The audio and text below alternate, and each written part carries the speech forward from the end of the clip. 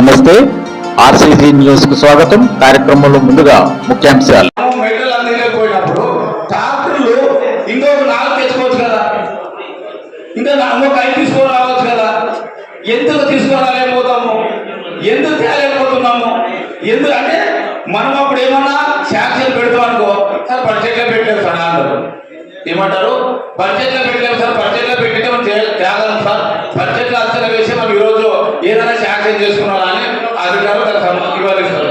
ఈరోజు బడ్జెట్లో ఏది పెట్టలేదు, ఓకే జనరల్ ఫండ్లో తెచ్చుకోలేదు, మనకి ఇంకొక ఆప్షన్ ఉంటుంది, ఏది 50 ఫైనాన్స్ తెచ్చుకునేది ఉంటుంది కదా, 50 ఫైనాన్స్ కూడా తెచ్చుకోవచ్చు కదా.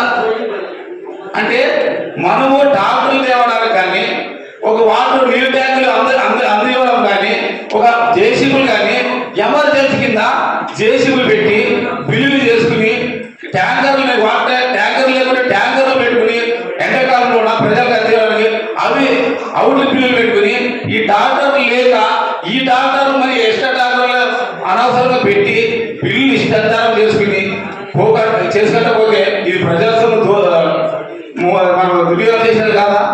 అంటే బడ్జెట్లో ఇవన్నీ కేటాయిస్తే రేపు మనం తేవడానికి ఈజీ ఉంటుంది కదా. బడ్జెట్ మా రెండో సమాజం కాదు మీరే. ఇప్పుడు మనం టాక్టర్ తేవాలనుకున్నాం సార్, బడ్జెట్ లేదంటాడు, ఏమి ఇవ్వలేదు ఇప్పుడు. తర్వాత నీళ్ళు ట్యాంకర్లు లేవు, ఈ రోజు తెలిసి ఆంధ్ర మున్సిపాలిటీలో ట్యాంకర్లు లేవు. మనకి ట్యాంకర్లు ఎన్ని తెస్తాను తేమని ఈరోజు సార్, నేను ఈరోజు ట్యాంకర్లు శాంక్షన్ చేస్తాను, తేగలనా?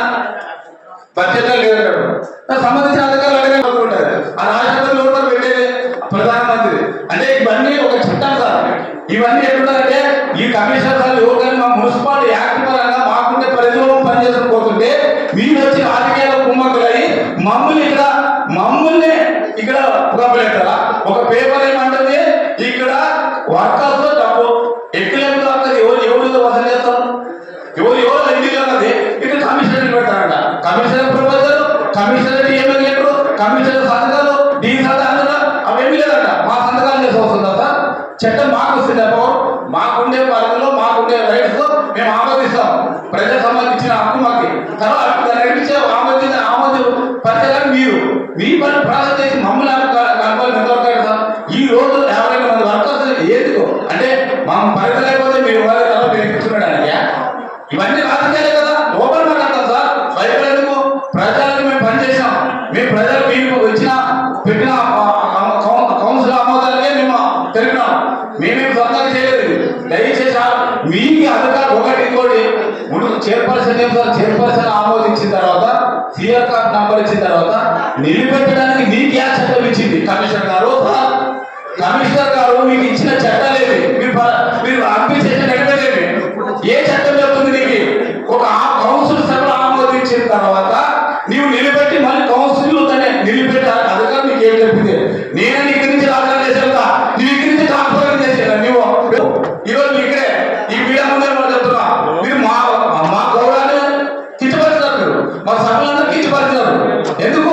మీరు ఆమోదించిన దాన్ని అమలు పరచలేదు. ఎందుకు అమలు పరచలేదు? చట్టం ఏం చెప్తుంది? మేము మిమ్మల్ని వ్యతిరేకించినామా? మిమ్మల్ని మా పర్సనల్ చేసినామా?